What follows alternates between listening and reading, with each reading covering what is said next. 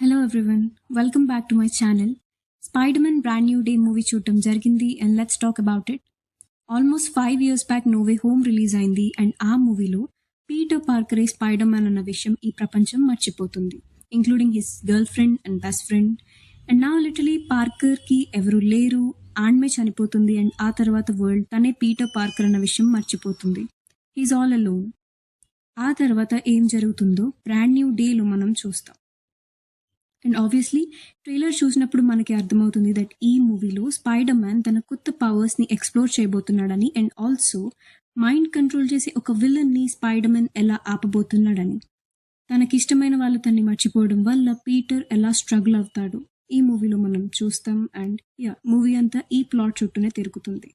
I really felt like it's a brand new day, ఎందుకంటే అంత depressive face తర్వాత finally he get someone to talk to him and అదంతా చూసి చాలా బాగా అనిపించింది.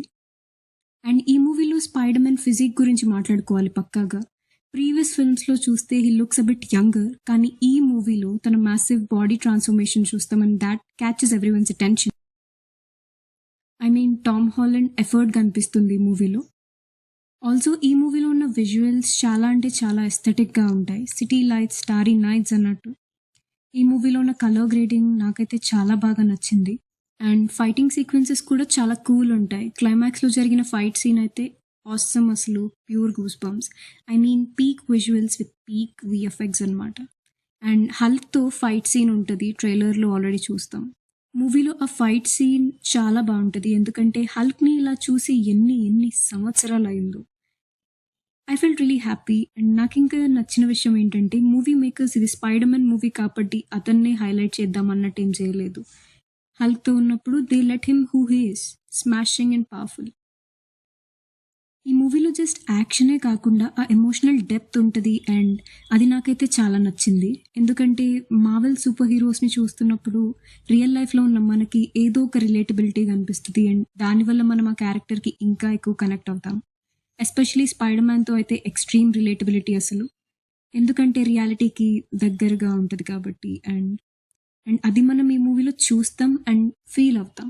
ఎంజే అండ్ నెట్ గురించి మాట్లాడుకున్నట్టయితే ఎక్కువసేపు స్క్రీన్ టైం ఉండదు వీళ్ళకి, but it was impactful and it gets complicated కూడా, అదొకటే చెప్తాను. అండ్ ఏ యూనివర్స్లో స్పైడర్ మ్యాన్ లవ్ స్టోరీ కాంప్లికేటెడ్గా ఉండదు చెప్పండి, ఆల్మోస్ట్ ఇన్ ఎవ్రీ యూనివర్స్.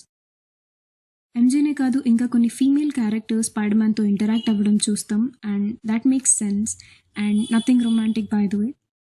ఈ మూవీలో అంత కాంప్లెక్స్ ప్లాట్ అంటూ ఏముండదు అండ్ అలా ఉండడం వల్ల ఈ మూవీ అందరి ఎక్స్పెక్టేషన్స్ని మీట్ అవ్వకపోవచ్చు అండ్ ఇట్స్ కంప్లీట్లీ అండర్స్టాండబుల్. మూవీలో స్పైడర్ మ్యాన్ మ్యూటేటింగ్ పవర్స్ గురించి ఇంకొంచెం ఎక్స్ప్లెయిన్ చేస్తుంటే బాగుండేది అండ్ అక్కడక్కడ కొంచెం రష్ అయినట్టు అనిపిస్తుంది అండ్ విత్ ఎక్స్పెక్టెడ్ ట్విస్ట్స్. కానీ at the end of the day it's just a street style comforting Spider-Man film అంతే. అండ్ అందులో అప్కమింగ్ మూవీస్లో రాబోతున్న సూపర్ హీరోస్ అండ్ వాళ్ళ స్టోరీ ఆర్క్ గురించి ఒక ఐడియా ఇస్తారు ఈ మూవీలో.